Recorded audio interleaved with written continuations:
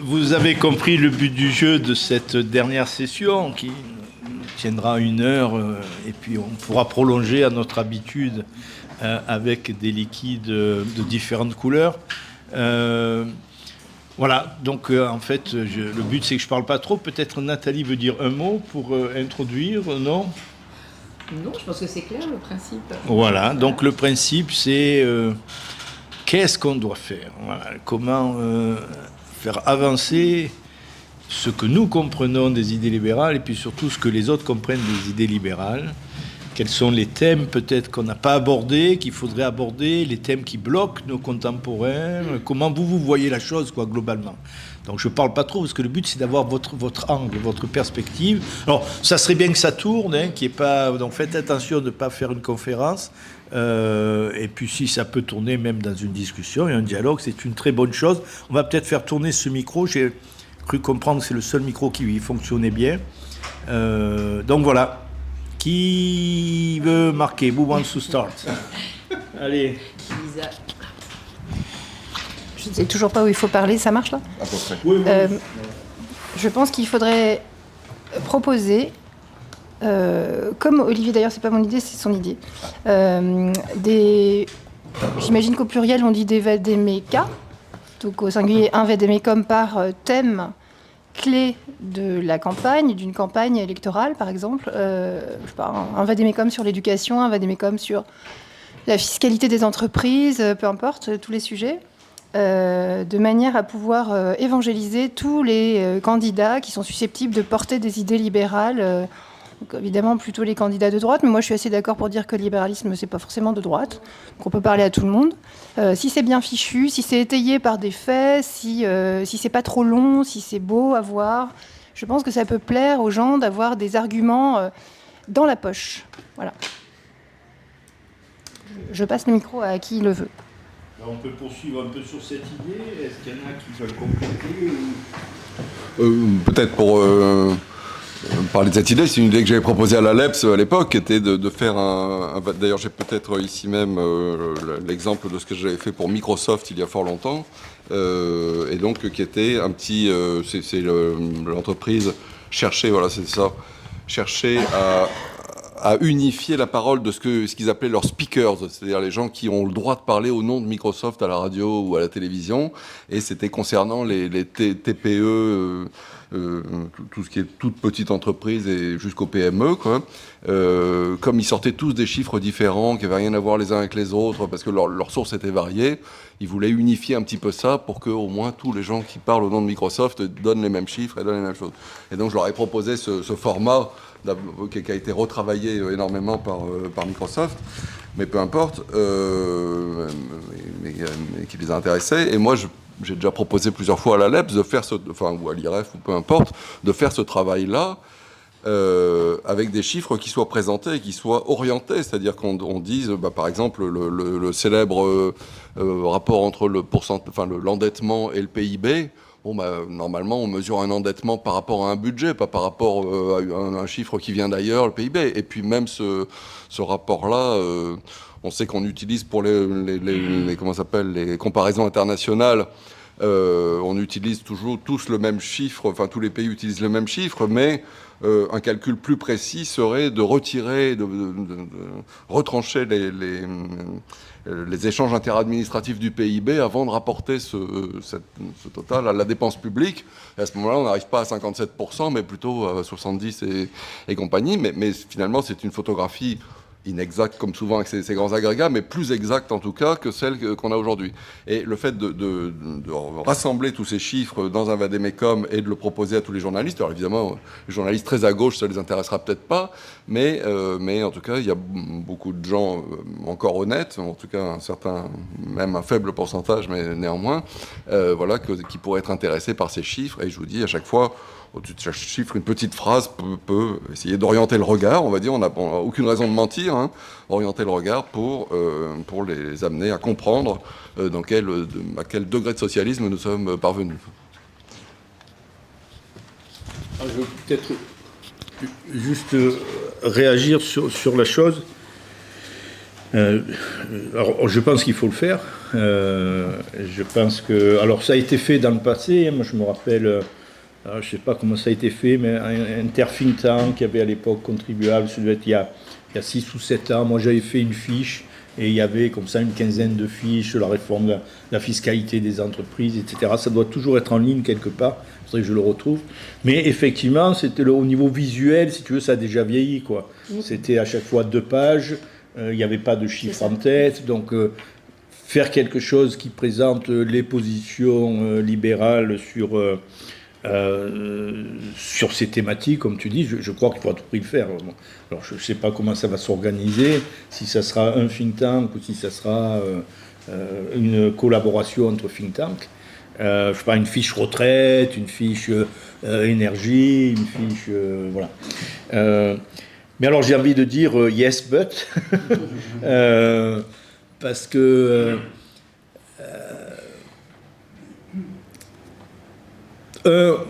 on l'a déjà fait par le passé, et alors peut-être moins bien, peut-être que ça peut être mieux fait, et de toute façon il faut le faire, hein, on est bien d'accord, il faut le faire, hein, mais ça n'a pas suffi. Et donc en fait tu dis, après tous ceux qui veulent piocher dedans vont piocher. Moi, ma crainte c'est que suivant qui il pioche, il sera de toute façon pas crédible, même peut-être qu'il nous ferait du mal. Alors, je suis un peu... parce que je pense qu'il faut... Et là, je prends des raccourcis, mais il faut vraiment changer, il faut renverser la table, il faut changer de... Et donc, selon qui va piocher l'idée, voilà. Alors, bon, après, c'est bien si nos idées sont reprises et sont partagées, et discutées. Mais honnêtement, voilà, pas être méchant, je ne vais pas citer des noms, mais... voilà, si tu as des gens, je sais pas moi, du centre droit, ils sont pas crédibles, tu les vois, pour moi c'est... Voilà. Donc, alors, ce qui veut dire, c'est que je crois qu'il faut aussi faire un effort pour essayer de faire ce changement un peu de paradigme, ce changement d'angle, ce changement de valeur, alors je sais pas comment, mais quelque chose du style... voilà, il faut qu'on fasse un virage à 180, quoi, je veux dire... Il faut qu'on... Et réveiller peut-être chez certains de nos concitoyens presque cette rébellion, cet amour de la liberté. Oui, après tout, on n'est pas des gamins, on peut s'en sortir, tu vois, on n'est pas des... Il y en a marre que l'État nous dise qu'on ne peut pas faire la danse aujourd'hui parce qu'il fait chaud. Voilà, en fait, tu vois, des trucs qui n'auront pas à voir avec des chiffres, mais plus... voilà. Et ça aussi, je pense qu'il faut le faire. Alors comment, je ne sais pas. Mais là, on a une belle occasion avec, voilà, comme je disais, là, j'avoue que depuis une semaine, depuis la fête de la musique, j'en peux plus. Tous les 5 minutes, on nous dit, t'as pas le droit de boire. Ça devient délirant. Non, ouais, non, t'as pas.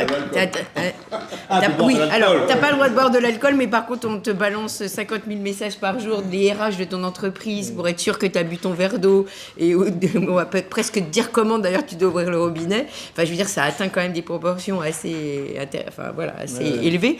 Les préfectures s'y mettent, enfin tout le monde s'y met. Et je pense qu'effectivement ça c'est en lien direct avec le Covid, hein, parce que c'est les conséquences en fait. Le Covid a bien mis c'est assez pernicieux parce que finalement ça veut dire qu'ils vont nous donner, il y a des injonctions, il faut les suivre et effectivement à chaque fois la raison est la même, c'est que ce que tu fais a des conséquences sur la société. D'accord ? Donc, on le fait bien évidemment au nom de la saturation des hôpitaux, il y a toujours de très très bonnes raisons. C'est hyper pernicieux comme discours. Et c'est vrai que celui-là, il faudrait le renverser. Il faudrait le renverser pour dire qu'on est assez grand quand même pour prendre des décisions. Et surtout que au niveau de l'entreprise, l'entreprise est également assez grande pour savoir quelles recommandations elle peut faire vis-à-vis de ses salariés et qu'elle n'a pas besoin d'un État qui va lui faire une injonction. Et à ce niveau-là, oui, je pense que ce serait utile de se dire qu'effectivement, celui qui a une entreprise, il a, pour être sûr que les personnes puissent être efficaces pour le travail, il va peut-être prendre aussi des mesures, enfin, il est capable de prendre des mesures pour que ça se passe bien. Donc, changer ce rapport de... en fait, c'est j'attends qu'on me dise. Bah non, t'attends pas qu'on te dise, tu fais, quoi. Donc, il y a effectivement, je pense que là, on a une belle opportunité pour montrer à quel point on est dans un renversement en fait du système où en fait tu attends qu'on te dise. Et c'est quand même pas terrible. Alors, monsieur... Oui, merci. Non, il ne fonctionne pas un peu. Si, il fonctionne. Il fonctionne Après, les gens regardent la vidéo et ils nous ont dit ah oui, on a quand la il y avait vidéo, des là. questions, ils n'entendaient pas. Voilà. Ah, d'accord. Oui, vous parliez de renverser la table, monsieur. Comment est-ce qu'on peut renverser la table sans toucher au statut des fonctionnaires en France? Merci.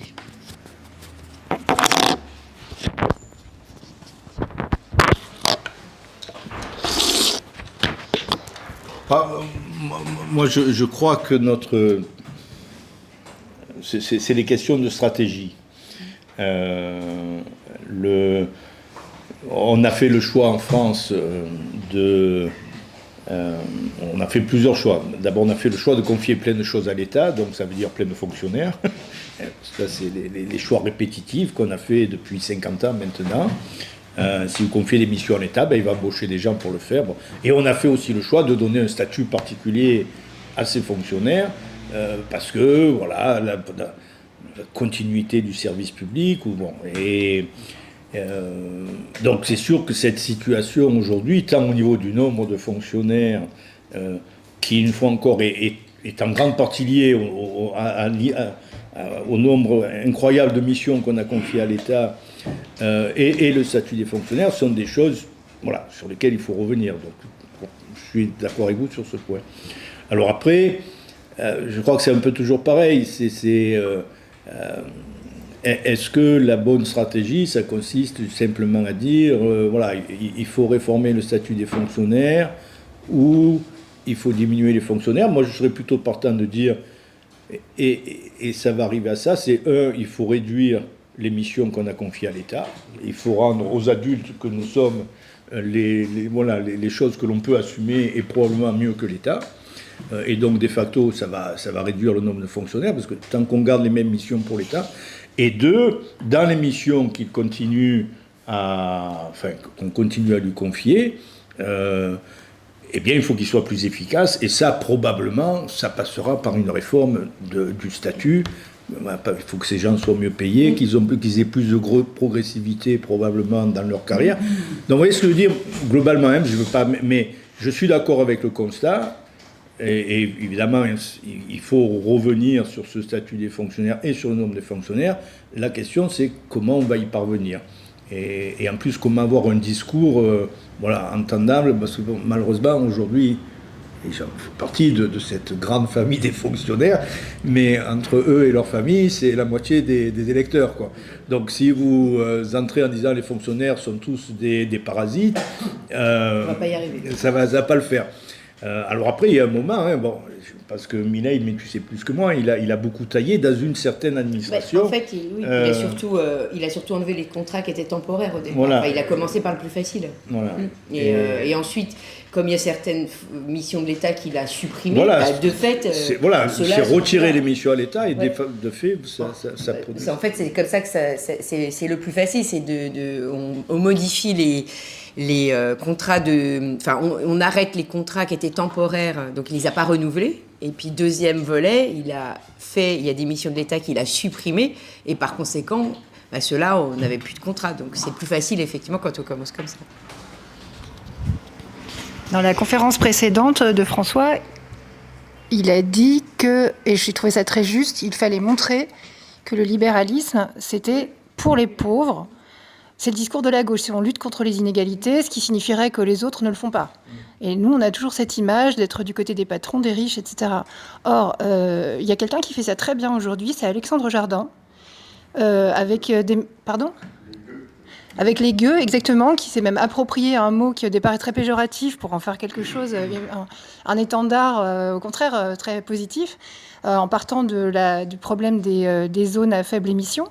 Et en défendant l'idée que ça mettait de côté en fait les gens qui n'avaient pas les moyens de s'offrir une voiture neuve, qui n'avaient pas les moyens de s'offrir un taxi, et que finalement c'était plutôt les pauvres qui en pâtissaient. Et je trouve que la démarche est super intelligente. Il l'a étendue là, il a créé un mouvement et un site internet qui prône le référendum d'initiative populaire. Référendum citoyen. Voilà, mais c'est le modèle suisse. De toute façon, il est très suissophile. Et peut-être que dans les méthodes qu'on utilise, on oublie un peu de parler justement de pauvreté et du fait que le libéralisme, c'est pas pour les riches, au contraire.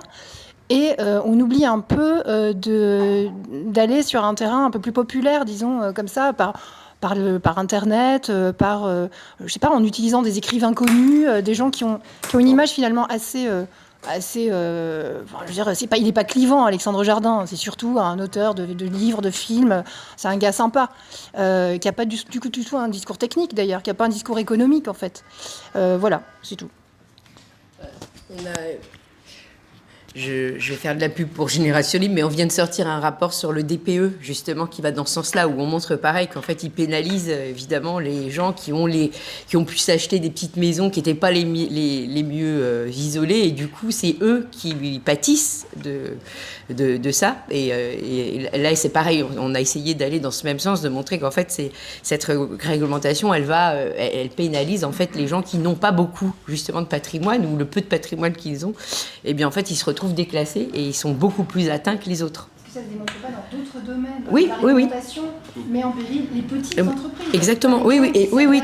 On le fait, oui, effectivement, ça avait été aussi à travers d'autres tribunes, mais montré par, pareil, l'optimisation fiscale, en disant, tous ces problèmes de soi-disant d'évasion fiscale, en fait, qui est de l'optimisation fiscale, où en fait, c'est toujours, d'ailleurs, il le manie très bien, Zuckman. Il y avait une petite vidéo qui a recirculé il n'y a pas longtemps. Je pense que c'est par Essence qu'il avait dû là-dessus.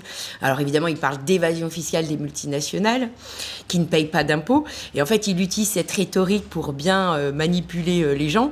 Et en réalité, il dit, voyez les PME, bah évidemment, les PME qui vendent en France, qu'est-ce que tu veux qu'elles aillent optimiser au niveau... Enfin, c'est volontaire. C'est-à-dire qu'effectivement, il va bien mélanger des trucs qui, en fait, ne devraient pas être mélangés pour montrer qu'en fait, c'est les grands méchants.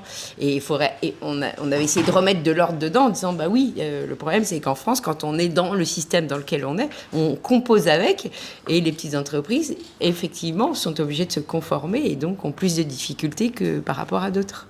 Effectivement, il faut accentuer sur cette dimension. Harceler les journalistes avec des tribunes où on dit l'économie libre, c'est pour les pauvres. Oui. En tout cas, ce n'est pas que pour les riches. Non.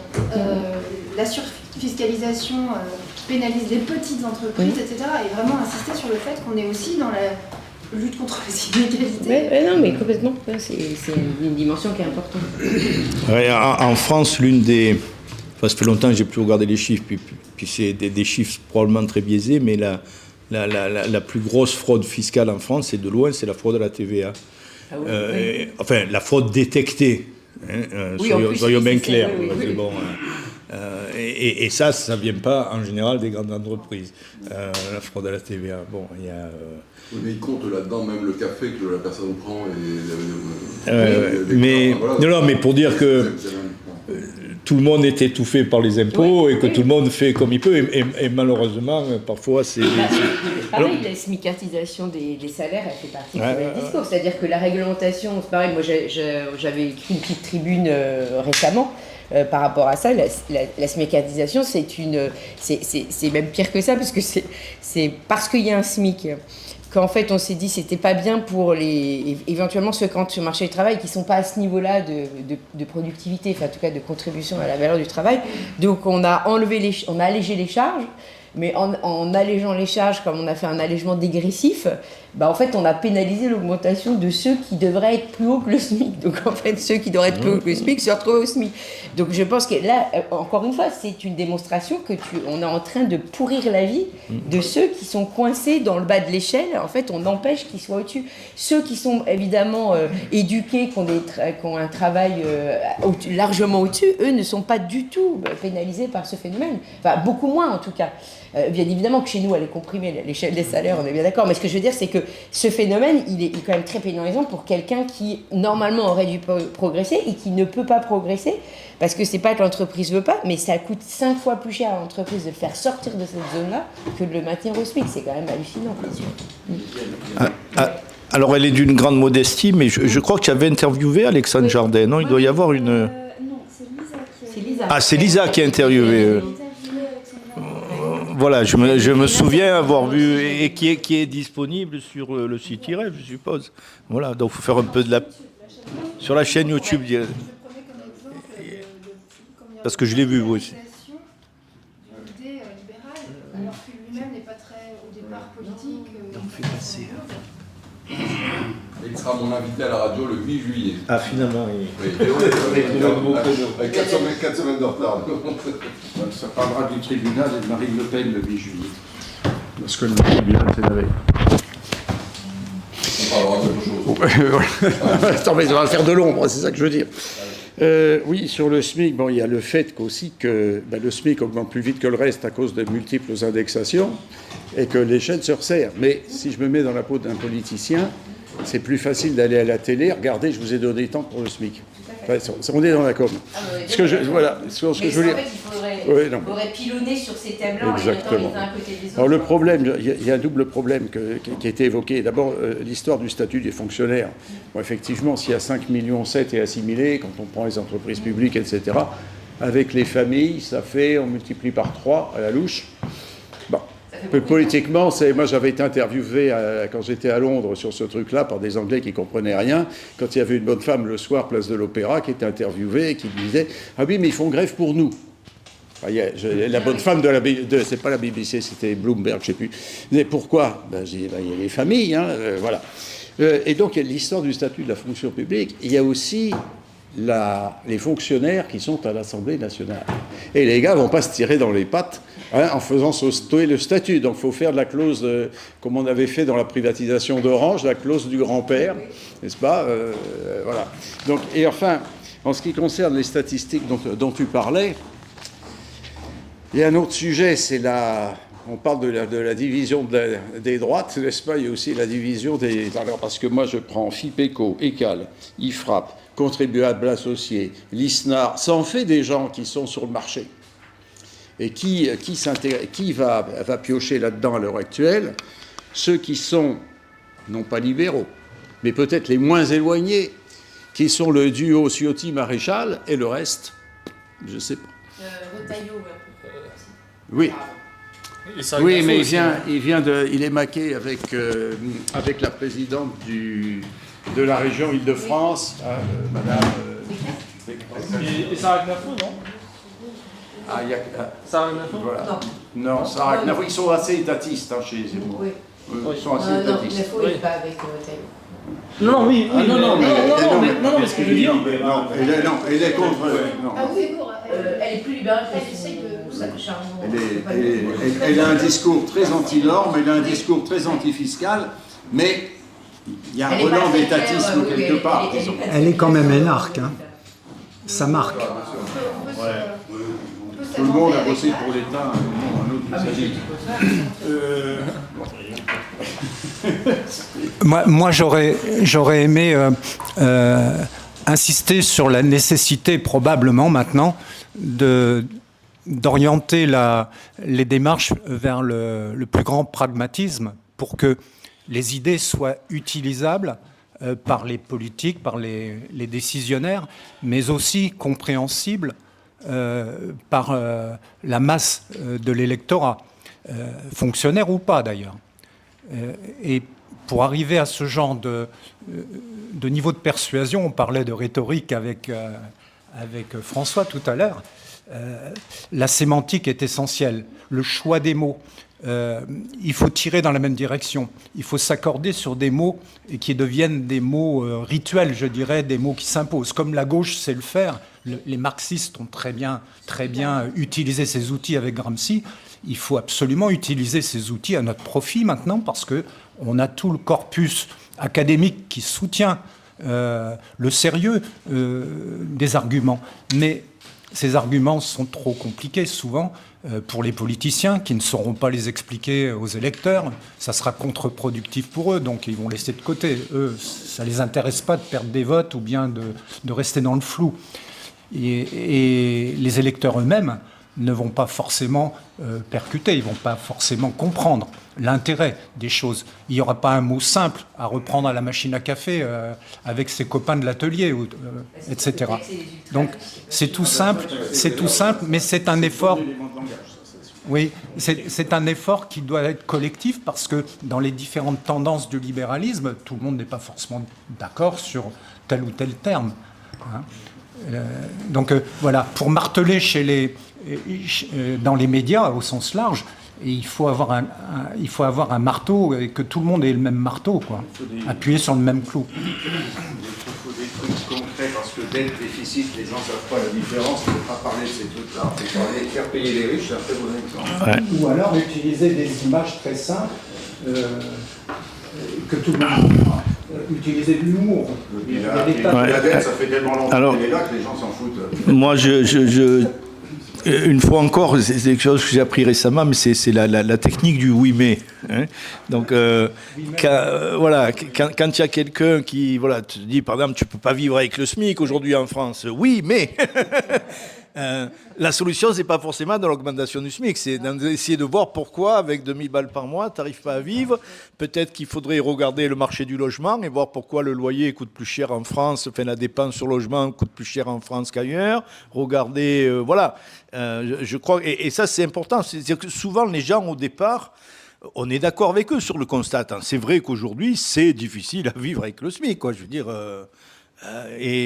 Mais c'est pas pour autant que la solution c'est dans l'augmentation du SMIC, parce que si tu touches pas au reste, tout ce que ça va faire au contraire, c'est de faire monter un petit peu le prix des loyers. C'est comme quand tu subventionnes les fruits et légumes, le prix des fruits et légumes il augmente.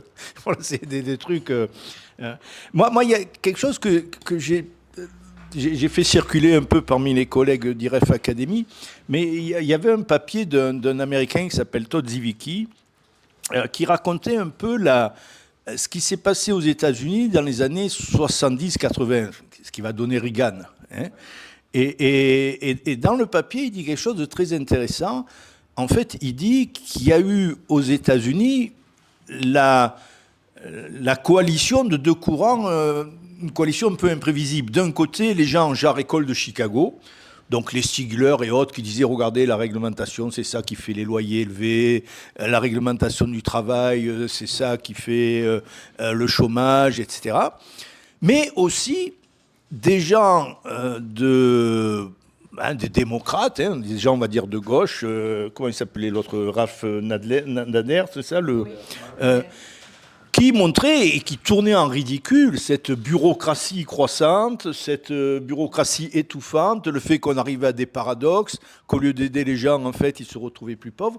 Et c'est en tout cas, c'est la thèse que défend Ted Zivicki, c'est cette alliance non voulue, hein, qui a permis finalement de retourner la table. Parce que les années Reagan, c'est quand même retourner la table par rapport à ce qui se passe aux États-Unis dans les années 50 et 60, où la dynamique avait vers toujours plus d'État. Donc ça, c'est quelque chose qu'il faut aussi garder en tête. Et si on veut arriver à quelque chose, il faut probablement... Alors là, en l'occurrence, ça n'a pas été, je ne pense pas que ça ait été calculé, mais du coup, celui qui s'est présenté en disant « je veux renverser la table », eh bien, il avait des supports un peu dans tous les camps, parce que finalement, il y avait certains démocrates qui disaient « ah ben oui, il a peut-être raison », puis les autres aussi « oui, il a peut-être raison ». Alors nous, le problème, c'est qu'on va... dans l'autre camp, on va quand même pas du tout dans cette direction. Alors, il y a un truc aussi quand même, je ne sais pas, vous avez dû le voir, qui est quand même... assez affreux. Il faudrait peut-être faire une contre-campagne de publicité pour montrer les effets pervers. Mais je ne sais pas si vous avez vu, mais dans Paris, c'est truffé de panneaux disant « Vérifiez votre loyer, qu'il soit bien contrôlé » quand même. Enfin, je veux dire, on en est là. Donc il faudrait peut-être leur montrer à côté le nombre de gens qui n'ont pas de logement à cause du loyer contrôlé. Vous voyez, comme ça, on faudrait qu'on fasse une contre-campagne. Oui, je sais, mais c'est quand même... Alors évidemment, ils peuvent se le permettre, mais c'est hallucinant. Dans Paris, ils se permettent quand même d'afficher aux gens qu'il faut quand même qu'ils contrôlent leur loyer. Enfin, vérifier que si vous êtes SDF, c'est à cause du loyer contrôlé. C'est un peu ça qu'il faudrait presque faire.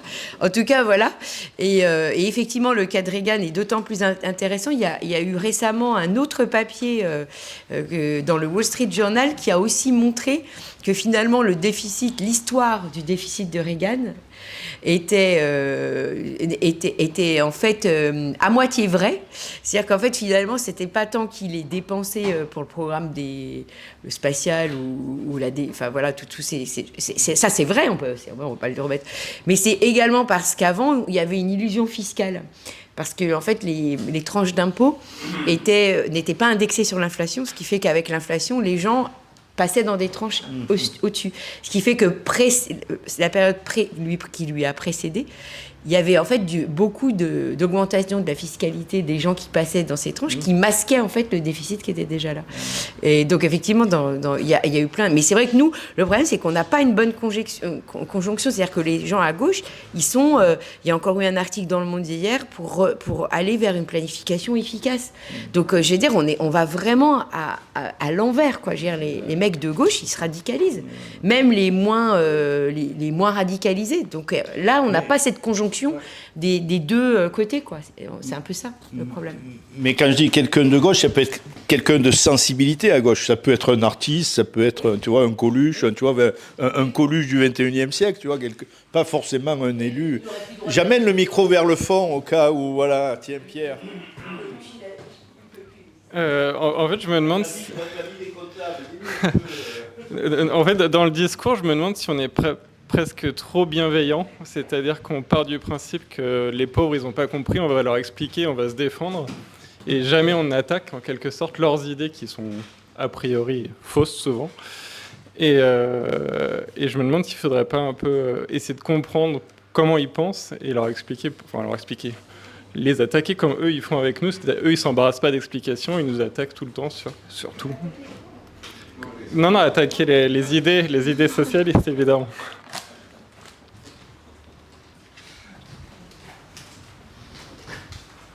Ouais.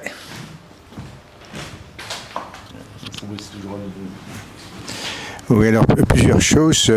D'abord, l'idée de l'humour, et c'est très efficace pour faire passer des idées. Quelqu'un que je trouve formidable au Sénat, c'est Claude Malhuret. Et je ne peux pas m'empêcher de raconter l'histoire du pauvre fermier. Alors, le pauvre fermier socialiste avait une vache, et il trayait la vache, il la nourrissait pas, et puis un jour, la vache meurt. Alors, il appelle Dieu. Et il dit, Dieu, pourquoi m'as-tu fait ça? Et aide-moi. Alors Dieu, qui a vu ce qui se passait, il répond pas. Alors, mais au bout de plusieurs jours, quand même, il dit, qu'est-ce que tu veux que je fasse, hein? Tu t'es pas occupé de ta vache, elle est morte. Et qu'est-ce que tu veux que je fasse? Et le fermier socialiste dit, je veux que tu fasses mourir la vache de mon voisin. Hein, donc c'est un peu le socialisme. Hein. Bon, ça c'est la première chose. Mais donc l'humour ça aide beaucoup.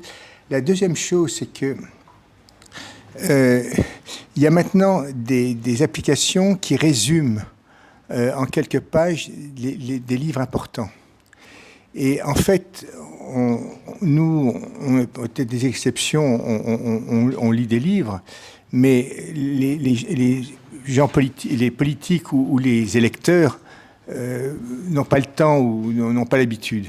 Et avoir une application dédiée à des résumés de livres fondateurs du libéralisme, je pense que ça aiderait comme référence. Alors c'est quelque chose d'un peu compliqué. Je pense que les résumés existent déjà dans certaines applications, mais il faut avoir un accord avec ces applications généralistes pour créer cette application. Ça, c'est la deuxième chose.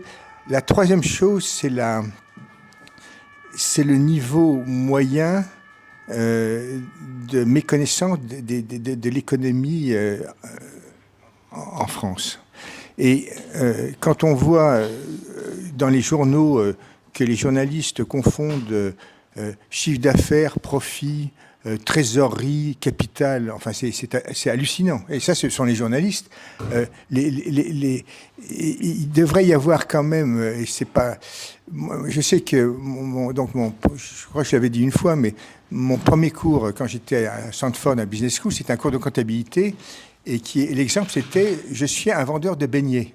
Hein, et au bout de 3 mois, j'avais très bien compris ce que tous ces termes et avec des choses simples, alors que j'avais passé 3 mois d'un cours avec Attali, et c'était absolument incompréhensible. Hein, donc voilà. Mais ça manque vraiment au niveau français. Alors le boulanger, il sait. Mais l'employé à qui on raconte n'importe quoi ne sait pas. Et puis le dernier point que je voulais dire, écoutez, ça sera pour la prochaine fois. Si je peux rebondir sur la formation économique, d'abord je crois que même notre grand gouvernement s'en est aperçu, non ? Je crois qu'ils ne veulent pas introduire un enseignement à la finance et à la comptabilité au lycée, je crois. Il me semble avoir lu ça. Ou au collège. Si c'est fait par des profs socialistes, c'est pire, quoi. Le problème, c'est qu'ils ne savent pas faire une règle de 3, donc ils vont avoir du mal, mais... Voilà, donc c'est voilà. même pas la peine. Et mort. Et exactement. Et je crois, enfin... Il faut confier à Claude. Probablement la réforme à laquelle on devrait, parce que je crois que c'est la clé de tout, c'est l'éducation. Il faut pilonner sur des parce que quand même, moi je vois, j'ai fait beaucoup d'enfants et je suis leur professeur. Mais de toute façon, c'est sans espoir, parce que maintenant on a des enseignants qui eux-mêmes ont été mal formés et donc de toute façon, donc ça c'est catastrophique. Donc il faut à tout prix au moins pouvoir avoir une autre offre avec des gens qui ne sortent pas du même moule. Et tant qu'on n'aura pas obtenu ça, je pense qu'il y a... Parce que même les journalistes, quelque part, je veux dire... Alors, c'est les choses qu'ils entendent depuis la maternelle, parce que ça commence à la maternelle. Et donc, ça fait probablement, à mon avis, de la réforme de l'éducation quelque chose peut-être d'aussi urgent que la réforme des retraites. Bon, les retraites, il faut le faire pour éviter la faillite. Mais c'est vraiment ça. De toute façon, on voit bien que c'est... Et c'est réforme du système, c'est-à-dire globalement l'ouvrir, quoi. Laissez-nous faire... C'est pas la réformer, oui, c'est la mettre sous concurrence. Non, je me déplace. Et d'ailleurs, ce serait pas si difficile que ça. Non, mais je veux dire, en 1968, maire de toutes les années, n'est-ce pas ? Augmentation du SMIC, d'évaluation, bazar, bref. Le CNPF, à l'époque, a fait pression pour qu'il y ait de l'enseignement d'économie, si mes souvenirs sont bons. Et donc, ils ont donné ça aux profs d'histoire, qui étaient tous marxistes. On a vu ce que ça a donné. En plus, ils contrôlent les programmes. Bref, ça fait très longtemps. Hein. Le père Pébro avait fait à l'Institut de l'entreprise, essayer de faire un manuel en ligne pour les... Ça a été un fiasco total. Bref. Toujours est-il que je voulais dire juste un mot, parce que j'ai eu l'occasion d'aller faire quelques conférences dans des endroits très gauchistes qui s'appellent les écoles de journalisme, et notamment celle de Lille qui est réputée pour la chose. Et les types m'avaient expliqué comment les choses se passaient. Au moment, je ne sais pas si ça existe encore, il y avait des rangs de sortie. Comme l'économie, excusez-moi du terme, ça emmerde tout le monde, les types prenaient tout ce qui était dans les bons rangs. Donc c'était les plus nuls qui n'avaient pas réussi à avoir le sport, gala, machin truc, qui se retrouvaient à l'économie. Alors ça aide pas. Hein. Oui, c'est vrai parce que j'en parlais avec certains jeunes journalistes de Radio Classique qui m'expliquaient la même chose. On ne va pas se retrouver avec les meilleurs. Ça y est, tu te souviens de ton 4e point ? Il est revenu. La difficulté pour les politiciens, c'est qu'il va y avoir des mesures impopulaires.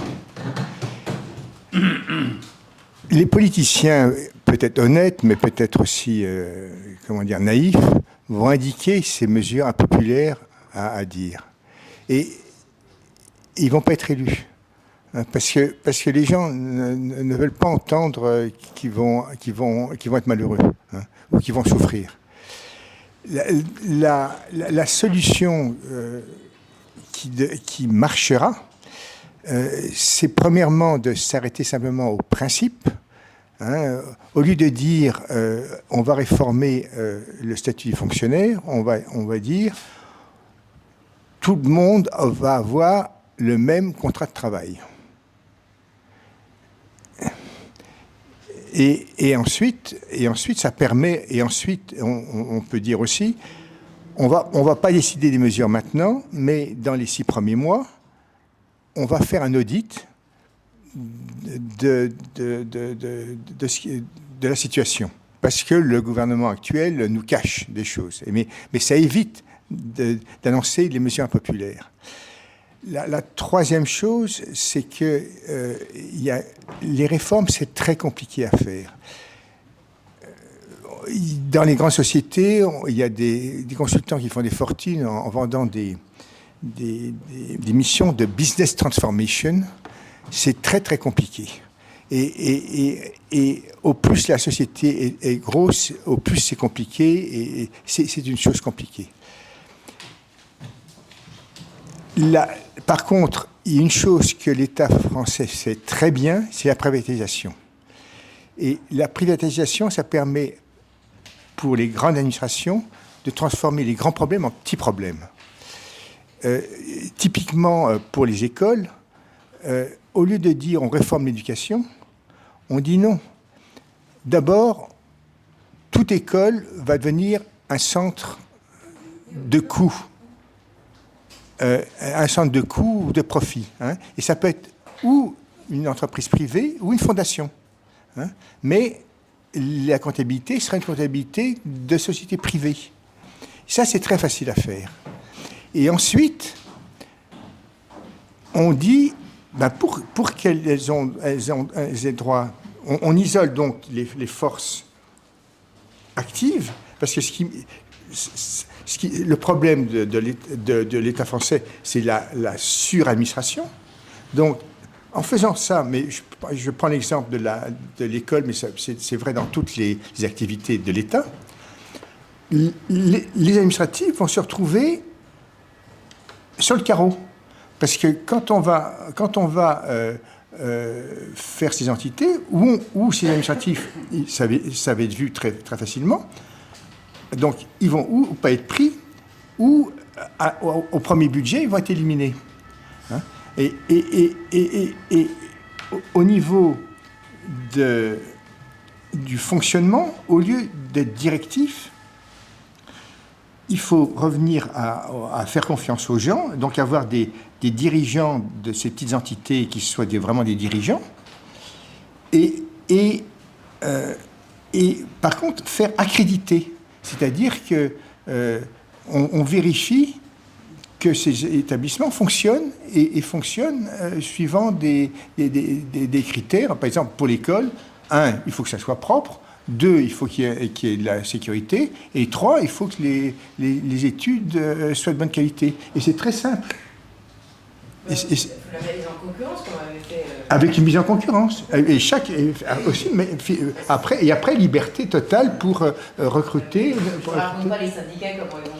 C'est pas seulement centre de coût, il faut privatiser. Parce que centre de coût, à l'hôpital, à l'heure actuelle, oui. centre de coût. Non, on engageait beaucoup de gens pour remplir les tableaux. C'est privatisé ou ça peut être une fondation. Ça peut être une fondation. Et là, on est très au-delà de la communication. Ouais.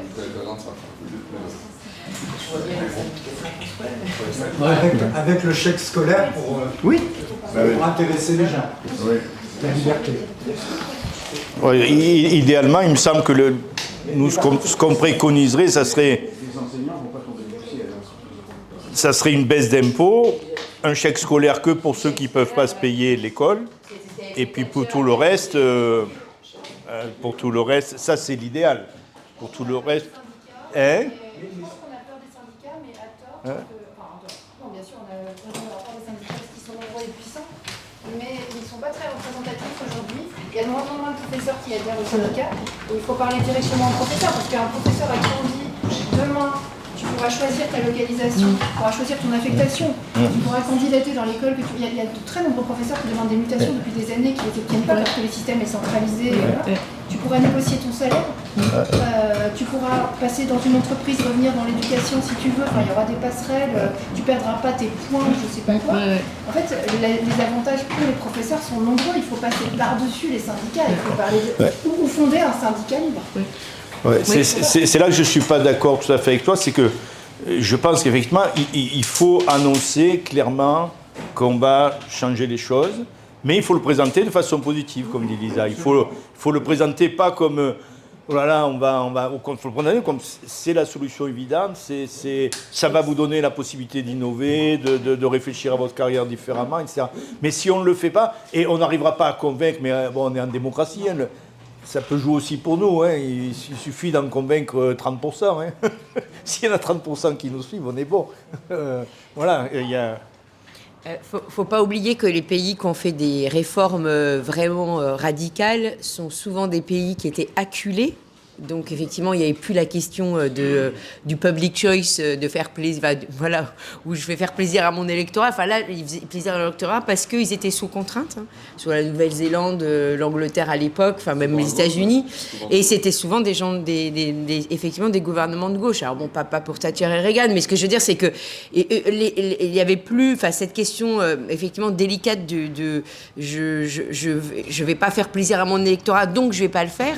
Effectivement, ne se pose plus. Enfin, la question, elle est plus là. Elle est déplacée.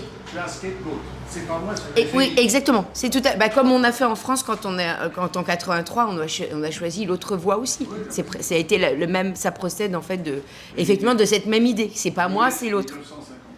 Oui, aussi. Oui, complètement. Non, mais et donc effectivement aujourd'hui, c'est quoi le scapegoat qu'on peut utiliser voilà.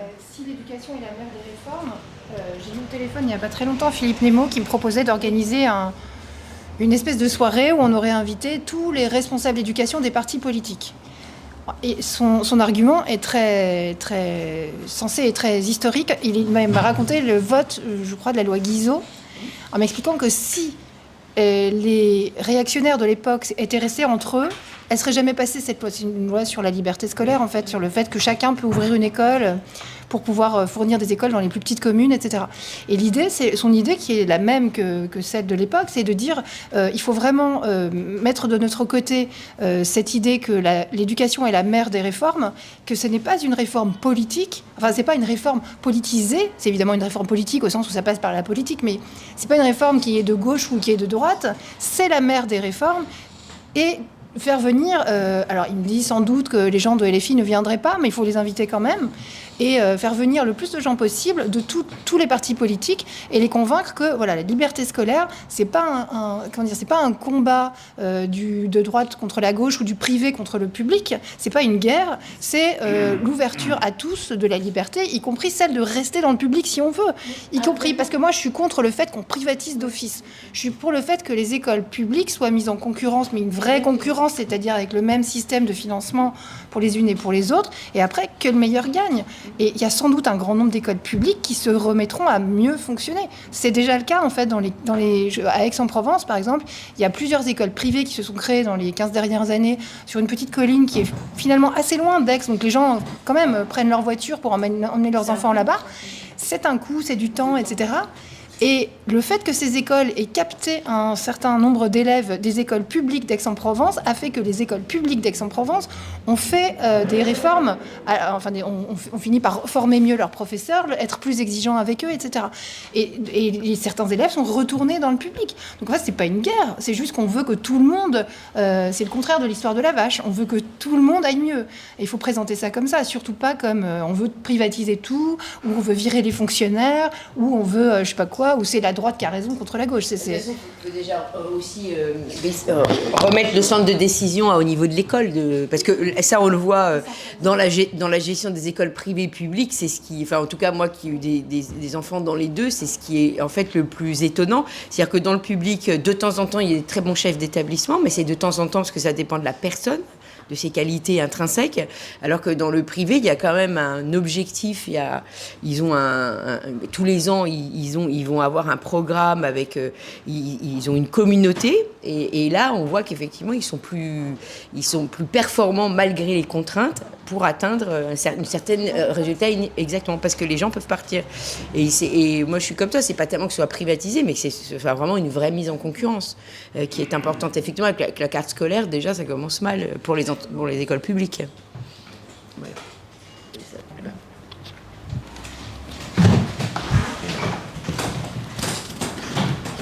Oui, j'avais pas été peut-être suffisamment clair. Moi, je suis pas pour la privatisation de toute l'éducation. Par contre, ce qui est important, c'est d'avoir des petites entités avec des gens qui décident et qui ont les moyens. Alors, et puis, le dernier point sur lequel je voulais parler, c'est ce que Schröder a fait en Allemagne au début des années 2000. Et lui avait un thème fédérateur qui était le suivant, qui était profit. Donc il faut faire du profit. Ça permet de faire des investissements et ça permet de créer des bons emplois bien payés. Et ce qui est vrai, hein, c'est-à-dire que le problème, nous, de notre SMIG, ou des gens qui sont au SMIG par rapport à la Suisse, c'est que la Suisse a énormément investi dans les 50 dernières années et ont un SMIG considérable avec le prix des carottes qui est le même en France et en Suisse. Hein. Donc, il n'y a pas de SMIC en fait. C'est interdit par la Constitution. D'accord. Mais il y a par contre des salaires minimums, non? De 3 000 euros. Qui ont voulu mettre en place oui, oui. Ça a duré quelques années et ils ont été retoqués par une initiative populaire qui a montré que le SMIC était anticonstitutionnel en Suisse parce que Il prétendait se substituer à la contractualisation. Rien ne va au-dessus du droit contractuel en la matière, pas dans toutes les matières juridiques, mais en droit du travail, en Suisse, il ne peut pas y avoir quelque chose au-dessus du contrat de travail. C'est anticonstitutionnel. Donc, autant pour moi. Mais de fait, il y a en Suisse une sorte de consensus sur le fait qu'on ne propose pas à quelqu'un un travail à 40 heures, enfin complet, disons, à moins de 4 000 francs suisses mensuels. Donc c'est libre. C'est-à-dire, effectivement, d'ailleurs, c'est intéressant parce que cette remarque sur la sur le fait que ça contredit la liberté contractuelle. Parce que Milei, dans ses réformes, c'est ce qu'il prône. C'est-à-dire, dans le marché du travail, c'était ce qu'il prônait. Il dit, je veux remettre le droit du contrat, et dans la liberté aussi pour les loyers, je remets le contrat au-dessus de la réglementation. Et par défaut, je peux faire un contrat qui existe pour ceux qui peuvent pas se mettre d'accord. Il y a un contrat qui vaudra. Mais sinon, c'est la liberté contractuelle qui prévaut. Donc, c'est le droit. Et c'est pas la réglementation. Et ça, c'est vraiment la base de ces réformes sur le marché du loyer et sur le marché du travail. Et c'est vrai qu'en France, d'ailleurs, ça serait bien de pousser pour montrer qu'on n'a pas besoin de SMIC pour qu'il y ait un salaire minimum qui, en fait, est progressé à travers le temps. D'ailleurs, ça coupera... et de prendre la Suisse comme exemple, puisqu'en fait, c'est exactement ça, puisque même quand ils ont tenté d'en mettre un... Bon, même si aujourd'hui, il y a plein d'exemples, il y a le Kentucky aussi, c'est marrant, cette semaine, où, pareil, ils ont fait un référendum populaire et ils ont voté contre l'augmentation du SMIC légal de cet État, en disant... En Suisse, il y a aussi le rôle des corporations qui est très important, ouais, qui fait qu'il y a une régulation à un Oui, il y a des rapports de force, bien sûr, oui. Mais c'est souvent le cas hein, quand tu regardes les autres. Oui, tout à fait. Exactement. Et effectivement, quand tu as des... tu vois bien en Allemagne, c'est pour la même raison. C'est parce qu'en fait, tu as des rapports en fait, entre les entreprises et les salariés qui sont un peu différents des nôtres. Quoi. Oui. Je vais dire 10 secondes sur l'histoire d'école. Tu as dit 10 secondes, hein? J'ai bien entendu. C'est sur l'histoire de privatisation. Bon, il faut s'entendre sur les mots. Peut-être le mot est mauvais. Il faut fiche en l'air la cogestion syndicat, État, rue de Grenelle, d'une part, qui comporte aussi les programmes. Moi, je me souviens d'une ministre qui est à l'heure actuelle, via une ONG qui s'est retrouvée à la Cour des comptes récemment, qui nous avait dit, si c'est mauvais pour PISA, c'est que les matières sont emmerdantes et donc on va mettre d'autres matières. On va réduire les maths et le français, hein, Madame Najo quelque chose. Bon, ça c'est une première chose. Donc c'est la décentralisation, peut-être plus qu'autre chose. Je voulais pas dire autre chose, mais il y avait une ambiguïté sur la privatisation. Voilà. Merci. Moi, j'avais deux petites choses. La première, c'est en référence à ce que on disait, la taxer les profits, etc. C'est là qu'il faut parfois une pédagogie pour expliquer la position libérale. Parce qu'en fait, taxer les profits, c'est quoi? C'est l'idée qu'on va taxer les profits, comme ça, c'est le décideur public qui va décider du meilleur usage de cet argent. Ou alors, tu laisses le profit qui va être... Tu laisses les privés décider du meilleur usage. Donc, qui est le mieux placé pour savoir dans quoi investir, pour savoir comment utiliser... Voilà, là, il y a tout un côté pédagogique qui est important. Effectivement, si on taxe les profits parce qu'on pense que l'État en fera un meilleur usage, ben, ça fait moins d'investissement. Et après, il semblerait effectivement, et moins d'emplois, etc. Bon. Moi, je crois qu'un exercice qui serait bien pour cet été... et peut-être qu'on pourrait créer un groupe WhatsApp, c'est à la mode. Et c'est une façon de boucler avec ce que disait un peu François, enfin, en présentant l'idée de McCloskey. C'est le oui mais, voir comment il est appliqué de l'autre côté. C'est-à-dire des gens qui, à la limite, apprécient nos idées, nous considèrent comme des gens plutôt sympas, mais ils vont dire oui mais... Oui, mais si on t'écoute, la planète va crever. Oui, mais si... et faire un peu... Voilà, qu'est-ce qui fait que les autres ne considèrent pas avec autant d'attention qu'on le souhaiterait, nous en tout cas, nos messages? Qu'est-ce qui bloque? Quelles sont les portes fermées? Quels sont les oui, mais des autres? Tu vois, les choses qui vont faire que... Comme quand moi je discutais avec mes enfants, voilà, y compris hier soir, tardivement en prenant une bière, et il me disait oui mais j'aime bien tes idées mais hein, oui mais et je crois que ça il faut qu'on les identifie et qu'on les adresse, enfin adresse c'est un anglicisme, mais qu'on les traite, donc ça serait intéressant dans vos discussions avec vos collègues, hein, à travers les vacances, des amis déjà intelligents qui sont voilà qui est de bonne foi, mais qui peut-être nous suivent pas, voir qu'est-ce qui les empêche de venir? Je sais pas, peut-être certains, ça, oui, mais la sécurité, ou oui, mais je sais pas quoi, oui, mais les immigrés. Bon, enfin, il peut y avoir plein de oui, mais, hein, de gens qui sont pas tentés par ce qu'on propose, c'est-à-dire un désengagement de l'État, soyons, hein, et un retour à la responsabilité des individus, parce que oui, mais, voilà, et ça serait bien d'essayer de les identifier. Une partie de la population, et j'en connais beaucoup parce que nous sommes des... Enfin, moi, je pense pour moi, des bobos parisiens, où, dans ma famille, il y en a aussi des copains, ils mettent leurs enfants dans le privé, surtout pas dans le public, mais ils défendent l'école publique. Ah, ça, j'en connais ça. Il n'y a pas un politicien au Sénat et à l'Assemblée nationale. C'est exactement ça. Exactement ça. Mais c'est là que l'idée de Pierre, tout à l'heure, je trouve, est assez intéressante, c'est-à-dire le fait de remonter, si on est en permanence dans la réponse, c'est-à-dire quelqu'un, je sais pas comment on parle de la taxe Zuckman, et on vous demande que c'est débile, et à chaque fois, on est toujours comme ça dans la réponse. Le fait d'être dans l'attaque, ça permet d'aller quand même à chaque fois un cran au-dessus, c'est-à-dire d'aller aux prémices, d'aller attaquer les gens sur les fondements, finalement. Enfin, je sais pas si c'est ça l'idée que tu défends, mais c'est ça.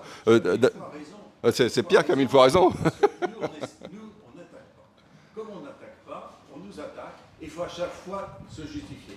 Mais où sont tes statistiques? Où sont tes sources? Etc. C'est vrai. Tout à fait.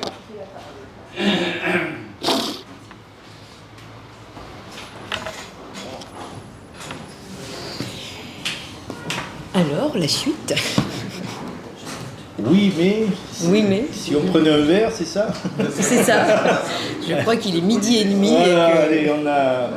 Ben, écoutez, merci à vous. Merci pour votre fidélité tout au long de l'année. Est-ce qu'on a bien bossé? Ben, écoutez... Est-ce qu'on a un certificat de... Oui, mais vous pourriez faire mieux. peut mieux faire, toujours, comme le c'est toujours ce qu'on dit en France. tout bon professeur.